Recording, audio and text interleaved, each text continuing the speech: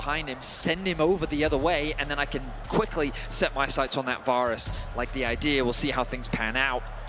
The last pick is going to come through, and it's none other than Faker's Rise. Again, we go back to that CFO series. Faker was the weak point in that matchup. Jungle.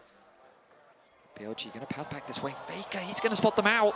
Faker walks right into the brush. Knight with the level 1 charm. Finds that on Faker as Keria goes for the headbutt to knock Elk away. But now On continuing to put the pressure on. Faker's under pressure from the Ignite. He's healing up, but the first disengage. Faker also walking up, not needing to use the Realm Warp just yet. Beishwan continuing the chase, but there's no ulti, no cease and desist for the Vi as Knight has the Spirit Rush. Faker's gonna be caught out. Nice play from BLG, and Faker's fight. First grub already over to T1, and it looks like BLG's gonna call it off.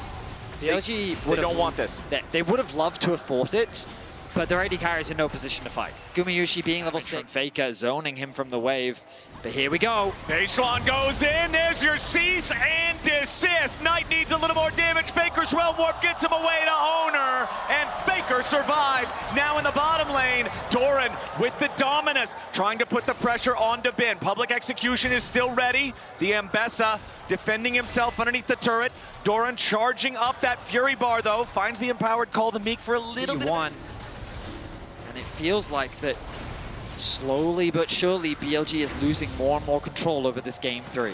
It's a feeling the man that never wears a skin. It's a feeling that most players will never experience, but that's where we're at here. Is On just tries to get a quick snappy trade there onto Keria, but it doesn't amount into a whole lot. Headbutt Pulv trying to turn things around, but now Doran and Keria in a little bit of trouble. Cease and desist there onto the Gator, knocked right back with the explosive cast. Doran tries to find the Ruthless Predator, but there's nothing there. The fight breaks out. Both of these guys are seemingly way too happy to commit their ultis to these fights, but this one ends up being good. They've got the opportunity to take the tier 1 turret, the Soul. They also got the 3 Void Grubs. It's every neutral in the game going the way of T1. Certainly is. Knight stuck on the top side of the map, which means escorting Guma from the mid lane to the bot lane. They caught that wave in bot, and then they secured the objective as well. Oh, top side. Once again, they're looking to put the work in on Faker and BLG. The opportunity to extend the gold lead even further. Now Knight could have a bit of a problem. He's already used the Spirit Rush, and now he's got to try to escape from Doran and Owner, but his flash was already spent, and Owner's ready to chase. That's a kill going over to T1 as Keria and Gumayushi are up against the remainder of BLG. Bin trying to distract Doran and Owner as now Keria's ready to jump right back into the fight. It's Faker trying to join up with the TP.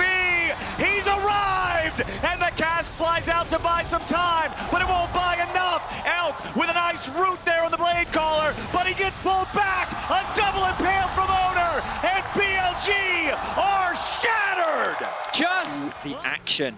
We've been seeing it throughout the series, and they're looking for more. Okay, Keria might be the target here for the BLG engage. Finds a nice 3-man pulverize, drops the Unbreakable Will, but they'll break him anyway. They just want to give the money over to Elk, bring him back into the game. Gumayushi not back! Beautiful play from On. Shut down for Knight. Owner with another double impale as Ben has to flash away from the turret. BLG don't lose a man, and they find 2 critical picks. These are the type of plays we need to be seeing from BLG. Pick after pick. Getting more control on the map, converting these picks into objectives. Is ready to try to challenge here in the Smite fight. Bin looking for the angle on the side, but Doran's ready to block him. Ward's trying to keep an eye here on the Dragon as On tries to throw a barrel out. T1 still with control over the objective, but Beishwan is in range. We could get a Smite fight. It's going to be secured by Keria, and now the engage coming out from BLG. Doran's over the wall. He slices. He's ready to dice. T1 staying alive for now, but Doran's going to be killed here at the very start. Bin, the only one caught inside the impale, and BLG's running the fight. Keria's gonna die next. He tries to get away. He flashes into the Realm Warp to survive. And now Faker, the next target. BLG are finally gonna get him. Bin going for another, and Keria back to life. BLG looking to force down the Otacon, trying to fight their way back into the game. They secure the objective, but the fight afterwards is ready to rage. Faker with a Ruined Prison onto Bin, but Doran might drop. They peel off Bin and save the Croc. Owner looking for an approach here off to the side. Yes, T1 get back a kill, but that's a massive swing over to BLG. They've got plus a 1,000 real gold lead, but then look at the flowers, 29-6. Plus 23 flowers is about a 2,000 gold lead in that stat for BLG. Carry is looking to go in and make the dive, and On's going to be caught by the Yshdal impact. Faker flashing back, making sure he doesn't die. Elk and Knight trying to continue providing covering fire and keeping for his team. And he will smash that tower before maybe burst it down. They demand a response from BLG instead. They don't want to walk into BLG. They're going to make BLG walk into them. The Baron's already down to half HP, but BLG has arrived. What is the call from T1? They're going to disengage it, it looks like, but they're still staying aggroed onto the Baron. It's down to 4K, 3K on a Knight trying to step up. The Baron is claimed by T1. Bins into the back line, but now he's in danger. Owner looking to control the rest of the fight. T1's already found the first kill. Beishwan's here with the front line, but a massive knockup from Carrier. On is down. T1 murdering BLG. Elk, the next to fall. Knight is the only one left, but the kingdom is burning. Time in a row, we'll find the monstrous fight, we'll find the Baron, and are looking to close this series out. A brilliant gambit from T1. They know that BLG owns the bottom side river. They know it's dangerous to check, so they just don't. They make BLG answer them instead. They win the fight, they earn the Baron, they secure the soul.